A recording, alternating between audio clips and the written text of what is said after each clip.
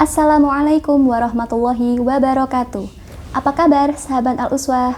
Alhamdulillah, kali ini kita bisa bertemu kembali dalam ruang berbagi yang insya Allah membawa berkah dan penuh inspirasi. Bersama saya, Ustadzah Rosa, di Ruang Cerita. Kali ini kita akan berbincang santai yang tentunya penuh insight ya bersama salah satu wali murid dari Azam Haikal Kurniawan kelas 4C, yaitu Bapak Andi Kurniawan. Senang sekali di sini bisa bertemu dan berkesempatan berbagi ya bersama Pak Andi, yang harapannya nanti kita bisa sama-sama menggali ilmu dan pengalaman bagaimana sosok Pak Andi Kurniawan bersama keluarga dalam membersamai Ananda Azam untuk tumbuh dan berkembang hingga menjadi anak yang inspirasi juga ya bagi kita semua. Ya, untuk awal mungkin bisa perkenalan diri panjenengan dulu, Pak. Baik, terima kasih Ustadzah. Assalamualaikum warahmatullahi wabarakatuh. Mohon izin memperkenalkan diri. Saya adalah Andi Kurniawan, ayah dari Azam Haikal Kurniawan kelas 4C yang saat ini sekolah di Miss IT Al-Uswah Pasirian, Lumajang. Baik, sebelum ngobrol lebih jauh Pak Andi, mungkin bisa diceritakan terlebih dahulu Azam itu bagaimana sih sosoknya kalau ada di rumah? Baik Ustadzah, Alhamdulillah Azam adalah amanah yang luar biasa yang kami terima dari Allah, yang ternyata selama di rumah dia itu tidak perlu harus diingatkan dulu untuk melakukan kewajiban-kewajibannya. Jadi dia sudah bisa membersihkan kamar, kemudian juga melakukan kegiatan belajar, itu sudah seharusnya semestinya. Dan kalau ada yang kurang pas dari Azam selama dalam melakukan kegiatan, menurut kami itu masih dalam batas kewajaran. Yang tentunya anak usia Azam itu bukan anak yang sudah paham tentang suatu hal ya, jadi dia masih harus banyak belajar dulu. Tapi Azam dikenal oleh kami adalah anak yang sangat penyayang. Buktinya ketika dia itu sebelum tidur, dia pasti akan berusaha mendekat pada ayah, bunda, dan adiknya hanya untuk mengucapkan selamat malam ayah, selamat tidur, I love you ayah, I love you bunda, I love you adik, gitu saja. Jadi Azam yang kami kenal seperti itu. Manis sekali, iya. Kalau di sekolah, Azam ini termasuk anak yang kita kenal sebagai sosok percaya diri, terus dia juga public speakingnya baik, dan ada kecintaan tersendiri tampaknya di bidang literasi. Nah, mungkin nih kalau menurut ayah yang juga seorang guru bahasa Indonesia, ada momen yang ayah ingat ketika pertama kali melihat potensi Azam di bidang literasi ini? Baik, Ustadzah, tentang literasi Azam itu memang yang saya ingat awalnya dia waktu masih KB dulu. Itu awal mula Azam memulai kegiatan berliterasi, yaitu diberi amanah oleh Ustadzah untuk mengikuti lomba keguritan bahasa Jawa. Yang diadakan oleh Museum Daerah Kabupaten Lumajang. Di sana alhamdulillah Azam bisa meraih juara 3. Kami tidak menduganya karena itu bahasa Jawa Ustadzah yang dilakukan, dan ternyata Azam bisa memberikan yang terbaik waktu itu meskipun itu adalah penampilan pertamanya. Dari situlah kami melihat bahwa Azam punya potensi public speaking yang bisa diasah. Begitu. Keren-keren. Ya. Baik. Kalau dari pertama kali melihat dulu itu, apakah memang sudah tampil percaya diri atau justru malu-malu mungkin dulunya itu? Untuk penampilan Azam memang dari kecil Azam itu sudah terlihat berani tampil, berani tampil. Dia itu awalnya anak yang terlihat senang bercerita, senang untuk menyampaikan sesuatu kepada orang lain, banyak bertanya. Jadi bahkan waktu itu Azam kami ingat masih kecilnya itu dengan tetangga depan rumah itu sangat ramah begitu saja, sangat ramah. Jadi ketika Om Riko, tetangga depan rumah kami itu keluar rumah, Azam itu selalu menyapa. Om, mau kemana? Om, selamat pagi. Ada kadang Pak Dokter lewat begitu, juga disapa Pak Dokter begitu. Jadi memang Azam di lingkungan rumah ini memang dikenal berani, kemudian dia juga ramah begitu saja, dan dia memang anak yang supel lah istilahnya begitu, jadi mudah bergaul dengan lingkungan di sekitar begitu saja. Baik, iya. Dari cerita ayah tadi sedikit yang bisa kita dapatkan ya bahwa Azam ini adalah sosok yang dia tidak ragu untuk memulai obrolan dengan orang lain, dan ini juga berpengaruh ke kepercayaan dirinya ketika tampil public speaking mungkin, atau berani untuk mencoba sesuatu yang baru begitu ya ayah. Nah mungkin nih ayah bisa sedikit berbagi kepada sahabat Al-Uswah, mungkin ada ya orang tua yang ingin anaknya itu tampil percaya diri juga tapi bingung harus mulai dari mana. Nah kalau menurut ayah Andi, apa sih fondasi utamanya untuk bisa menanamkan kepercayaan diri kepada anak? Baik Ustazah, tentang hal itu fondasi utamanya yang kami bangun adalah kasih sayang orang tua yang ada di dalam rumah. Jadi ketika kami berusaha menjadi orang tua yang bisa menerima anak apa adanya, bahwa dia terus dihargai, dicintai, diberikan kasih sayang, itu kesannya dia itu menjadi anak yang tidak merasa menjadi anak yang kenapa saya dibiarkan oleh orang tua saya dengan tidak diperhatikan begitu. Bahkan dia bisa secara emosional itu berani untuk mencoba belajar dan terus berkembang dengan hal-hal baru yang harus dilakukan. Jadi pernah terjadi itu contohnya ketika dia harus tampil di depan publik untuk melakukan sebuah kegiatan tampil, misalnya seperti lomba baca puisi atau tampil yang lainnya. Kami selalu memberikan sebuah penguatan bahwa nak, kamu sudah berhasil untuk tampil. Jadi proses ini adalah proses yang baik. Perkara hasilnya bagaimana tidak perlu menjadi sebuah beban, bahwa apa yang kamu lakukan itu sudah melalui tahapan-tahapan yang nanti kalau hasilnya memang seperti yang diharapkan, itu adalah rezeki yang kita dapatkan. Tapi jika belum, berarti ya memang itu memang belum takdirnya. Jadi bagian dari yang perlu kami kuatkan adalah bahwa memberikan sebuah apa istilahnya Ustaz ya, perhatian untuk menyisipkan kata bahwa kita itu menghargai anak dalam setiap prosesnya, karena menurut kami proses itu lebih penting daripada hasil. Nah disitulah banyak orang tua yang kadang-kadang ngapunten gengsi untuk memberikan apresiasi kepada anaknya, untuk sekedar menyampaikan kasih sayang, perhatian yang seharusnya didapatkan. Sehingga mungkin ini hal yang perlu kita belajar bersama ya, untuk terus mengapresiasi proses anak, bukan fokus pada hasilnya. Begitu saja. Menarik. Berarti berangkat dari kasih sayang dan dukungan untuk membersamai setiap proses anak ya, bukan fokus pada hasilnya. Mungkin begitu ya Pak Andi ya. Benar saja. Menarik. Nah, Azam ini kan juga sering ikut lomba-lomba ya Pak ya, terutama di public speaking juga dan lomba-lomba yang lainnya. Tentu tidak semua lomba itu Azam mendapatkan medali ya Pak ya. Ada proses di sana, berhasil atau belum berhasil.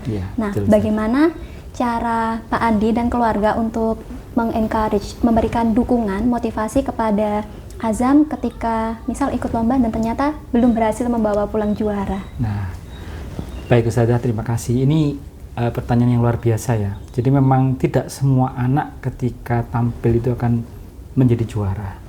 Disitulah momen kami untuk masuk, untuk membangun mentalnya, memperkuat fondasi mentalnya agar Azam itu bisa mengerti bahwa tidak semua lomba yang diikuti harus menjadi pemenang. Karena hidup ini kan memang tidak sepenuhnya harus kita menang. Kadang-kadang kita mendapatkan suatu hal, proses yang namanya kalah. Disitulah kami akan memeluknya untuk merasakan bahwa kakak boleh sedih, karena memang ini adalah sebuah proses. Tapi di situ kami akan terus menguatkan bahwa apa yang sudah dia lakukan itu adalah sebuah hal yang proses yang sudah baik.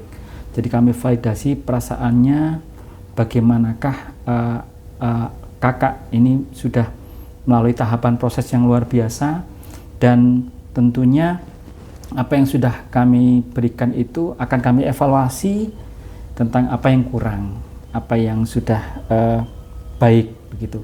Sehingga ketika akan tampil lagi, Azam sudah paham bahwa oh saya tadi kurangnya begini, kurangnya begitu. Jadi kalau harus tampil lagi saya tidak boleh begini, tidak boleh begitu.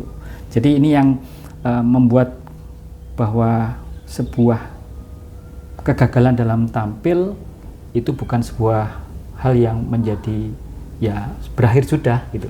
Tapi memang ya ini bagian dari proses. Ketika kita tampil pasti kadang-kadang harus ada yang menang dan harus ada yang kalah. Begitu saja. Baik, menarik ya. Kegagalan itu bukanlah sebuah akhir, melainkan sebuah proses ya yang kita bisa menjadikannya evaluasi untuk kedepannya begitu. Pernah nggak sih Pak kalau waktu mau tampil gitu Azam minder gitu atau kurang pede? Karena biasanya kan terlihat wow pede gitu. Iya, pernah Ustaz ya. Dia pada posisi pernah untuk merasa minder dengan tampilannya itu pernah. Ya posisi kami ya, saya akan berusaha menjadi pendengar yang baik dulu. Bagaimana apa yang dia alami, terus kami berusaha untuk memberikan dukungan bahwa ya setiap orang punya proses untuk mengalami rasa ini. Tapi kakak harus bisa menguatkan diri, percaya diri lagi bahwa sebuah proses itu tumbuh dari banyak pengalaman-pengalaman, bukan dari sebuah kesempurnaan. Jadi teruslah berproses agar nanti bisa menjadi lebih baik. Begitu saja. Baik. Dari topik parenting yang tadi kita bahas dengan Pak Andi, saya jadi ingat satu istilah gentle parenting ya, yang mungkin dipopulerkan sama Nikita Willy gitu. Karena sepertinya di keluarga Pak Andi ini akrab dengan aktivitas memberikan validasi perasaan anak, kemudian juga mengomunikasikan bentuk kasih sayang secara verbal gitu. Istilahnya apa ya, komunikasi asertif gitu yang langsung disampaikan kepada anaknya. Mungkin ada kebiasaan khusus lainnya Pak di keluarga Pak Andi yang itu ditanamkan kepada Azam? Ustazah, kalau untuk kebiasaan khusus sepertinya memang tidak ada. Kami pada lumrahnya orang tua lain yang ya kami lakukan, yaitu ketika Azam pulang sekolah, kami berusaha untuk mengajak ngobrol, kemudian kami juga menanyakan tentang bagaimana hal menarik tadi yang ada di sekolah, apa yang dialami, bagaimana proses belajarnya, apakah ada yang tidak menyenangkan atau semuanya menyenangkan, hal baik buruknya di mana, itu kami berusaha menerima semua agar kami mendapatkan sebuah informasi dan anak terlatih untuk merasa diperhatikan, sehingga dia tidak merasa ya sudah kamu belajar pulang ya sudah begitu aja. Jadi dia benar-benar merasa apa yang dialami itu benar-benar juga diketahui oleh orang tuanya. Terus terkait dengan yang lainnya, kami juga membiasakan Azam untuk selalu berdoa setelah salat berjamaah, sehingga hal-hal ringan itu membuat kami merasa Azam perlu untuk melakukan sebuah rutinitas yang di situ akan membangun kepercayaan diri anak dengan melibatkan Allah dalam setiap prosesnya. Masya Allah, keren. Iya, bercerita ya Pak ya. Iya. Setiap pulang sekolah ditanyai, kemudian Azam menceritakan aktivitasnya. Sepertinya itu salah satu kebiasaan yang tidak disadari juga membentuk kecintaan literasi kepada Azam ya, karena dari sana dia terbiasa untuk menyampaikan, mengekspresikan perasaannya, menceritakan hari-harinya, yang itu juga bagian dari aktivitas berliterasi. Baik, kalau dari cerita Ayah Andi tadi, ada satu kegiatan literasi yang sebenarnya terasa dekat ya dengan keluarga Azam gitu. Mulai dari bercerita sepulang sekolah, yang bisa jadi dari sana itu secara tidak langsung menumbuhkan dia untuk dekat dengan literasi, yang padahal selama ini ada anggapan bahwa literasi itu berat. Nah, kalau dari Ayah Andi, bagaimana untuk memperkenalkan literasi itu kepada anak-anak ya, kepada Azam lebih khususnya, dan supaya mereka itu tidak merasa dipaksa untuk misal kalau Azam spesialisasinya nih itu kan di lomba seperti puisi, berdongeng seperti itu, supaya tidak ada perasaan dipaksa gitu. Baik, Ustazah, tentang literasi ini memang awalnya kami memberikan buku kepada Azam yang menarik, gitu. Bukan sekedar untuk dibaca, tidak fokus pada bacaannya, tapi dia memang fokus pada ketika dia memahami isi dari buku itu, kemudian ingin berbagi ceritanya. Jadi dia ingin berusaha menjelaskan isi dari buku itu kepada kami orang tuanya. Misalnya, ternyata bahwa Rasulullah itu dulunya begini ya, gitu. Ketika saya baca gerakan sholat itu berarti begini ya Bunda. Jadi dia berusaha memvalidasi apa yang dia pahami dengan mencoba menyampaikan kepada kami. Dan ini kami lakukan biasanya setelah azam, setelah sholat maghrib, kemudian dia tilawah, murojaah, itu biasanya azam kami minta untuk membaca buku. Ya buku-buku pelajaran SKI, kemudian buku-buku yang lain, Al-Quran hadis atau buku-buku fikih dan lainnya yang berkaitan dengan pembelajaran itu memang kami minta azam untuk membaca sambil dia itu biar mampu menjelaskan tentang isinya, sehingga ketika dia paham, dia menjelaskan, berarti kami merasa bahwa apa yang sudah dia terima itu sudah bisa dimanfaatkan dengan baik untuk nantinya menjadi sebuah pengetahuan yang baru baginya, begitu Ustazah. Ya, menarik. Dari hasil membaca, kemudian divalidasi kepada ayah dan bunda, baru lalu dipraktikkan. Jadi salah satu bentuk literasi yang aktif ya. Jadi tidak hanya menikmati dari bacaan saja, tapi ada actionnya dari hasil membaca itu. Jadi biar dia tidak merasa dipaksa gitu saja. Kalau ada bacaan khusus yang harus dibaca itu kesannya dia malah nanti susah begitu ya untuk masuk ke bagian itu. Kalau terkait dengan apa yang dia sudah dapatkan di sekolah, bukunya atau yang lainnya yang dia itu menarik, itu sepertinya dia berusaha untuk memaparkan, gitu saja. Menarik. Berarti pembiasaan di rumahnya itu tadi ya, membaca itu dilakukan konsisten setiap hari? Ya, kami upayakan setiap hari seperti itu saja.